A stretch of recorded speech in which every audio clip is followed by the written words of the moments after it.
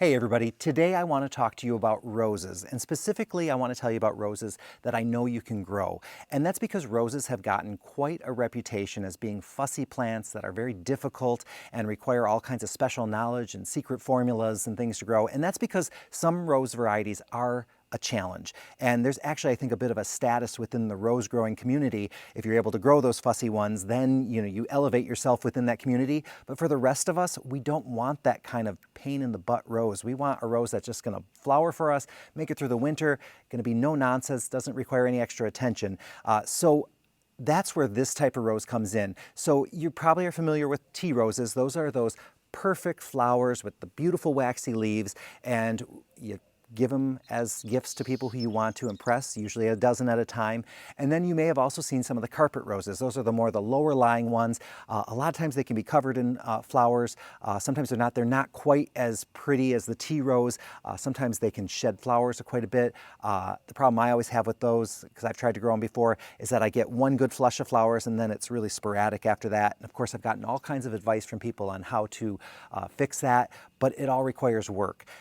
These roses here are the Easy Elegance roses, at least most of them. We have a couple different varieties in here, but the Easy Elegance ones, they're kind of, they've taken kind of the best of the tea roses and the best of the carpet roses and put them together and created a rose that's really, really easy to grow, and people have really good success with it. And we've carried mostly the Easy Elegance simply because it's just so easy. I mean, the name says it all, and you get all those benefits of a regular rose. So, a couple reasons why they've been so successful really has to do with their breeding. So they are bred in Minnesota. So that in itself, the fact that they're growing in an environment similar to our own, means that they can handle our winters. All the roses are pretty much a zone 4 or a zone 5. So that means they can survive in Michigan. The zone 5 ones aren't going to be quite as cold hardy as the zone 4. So if you want to have the best success without having to worry about your rose in the winter, then choose one of those zone 4 ones, and then that kind of takes that out of the equation and increases your chances of success. So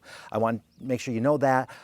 These roses too, they're not like those big giant climbing roses that go up the side of the house.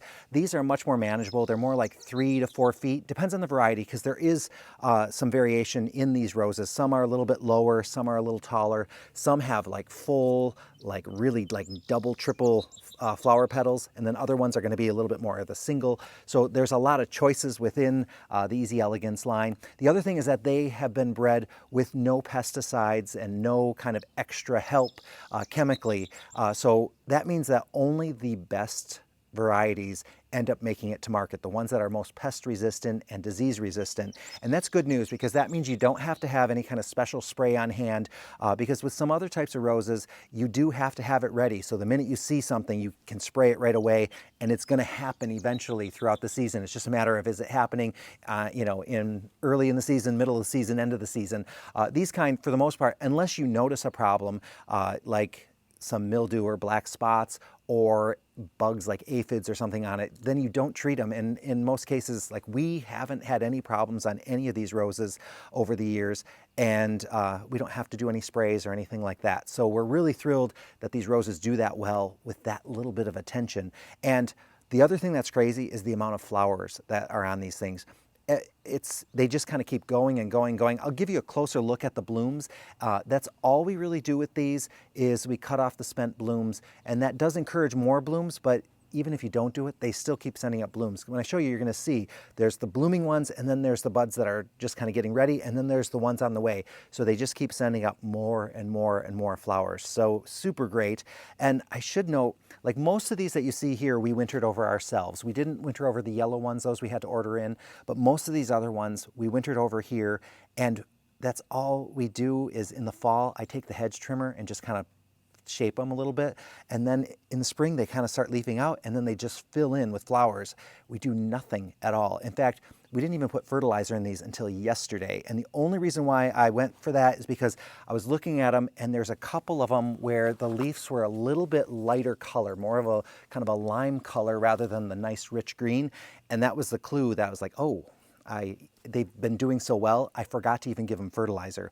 So they let me know just by that leaf color. So I gave them all a little bit of regular, I think I did a 14-14-14 fertilizer, but you could do a 10-10-10 or something like that, something for a flowering shrub.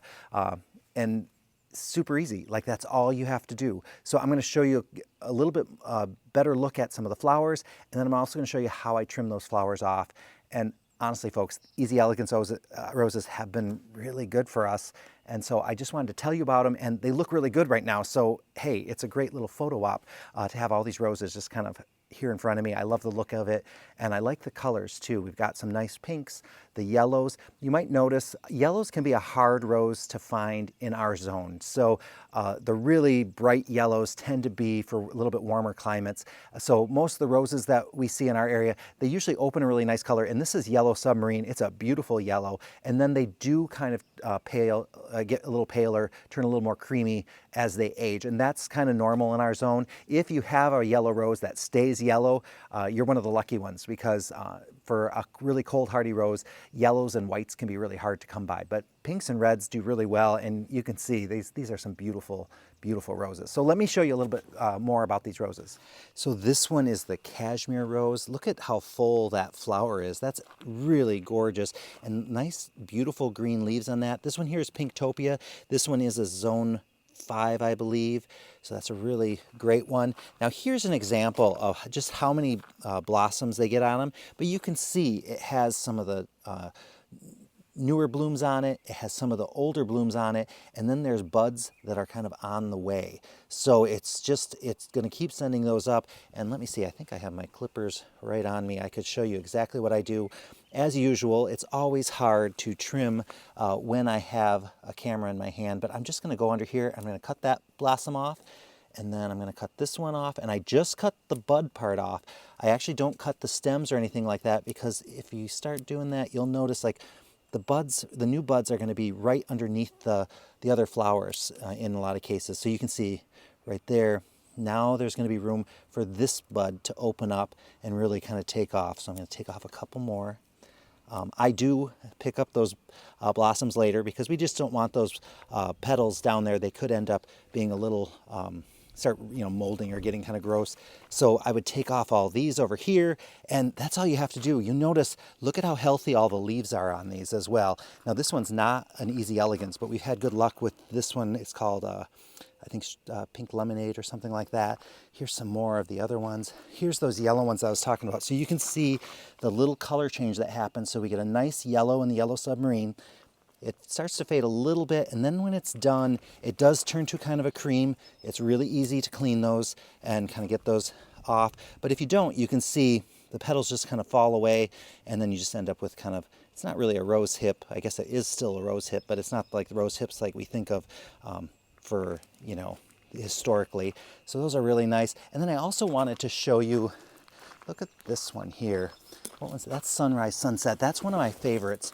It has just really great color, and it does have a little bit of a color shift in it, and that's why they're calling it Sunrise Sunset. So it has more than one color in it. And then this one here, is this Superhero, or is it, no, Neon Red. So this one is one of the more single flowers, but that's still a really nice rose on it. And I want to show you over here, this is a knockout rose. That's another rose that people know by name. It's a rose that does well here. It does winter over, but people don't have as good a luck with it. It doesn't tend to flower as prolifically. So we have stopped carrying it. We have this one only because someone asked us to special order it, and this was one that was left over. But when you see the two side by side, you can kind of see, and I put that one next to it simply because it has the most similar flower to it. But you compare this knockout, now granted, this one did have more blooms last week, but where are the new buds that, they're not really in there? I think it needed a little fertilizer maybe, and it might have another round, whereas these here all have new flowers on the way. So anyway, I'm just kind of telling you, if you want to try roses, I would definitely recommend you go with the Easy Elegance variety, because they're easy. So I hope I banished some of your fears of roses. You can grow roses and have great success with them. One of the best skills you can have in gardening sometimes is just picking the right plant. And the Easy Elegance is probably one of the easiest. So if you don't want to go with anything fussy, and that's all you have to do is water them, feed them, trim them here and there. Like I said, I give them a little haircut for just shape in the fall, and they just do the rest. We don't have to really worry about them too much. So give these a try. So thanks for watching, everybody, and I will be talking to you very, very soon.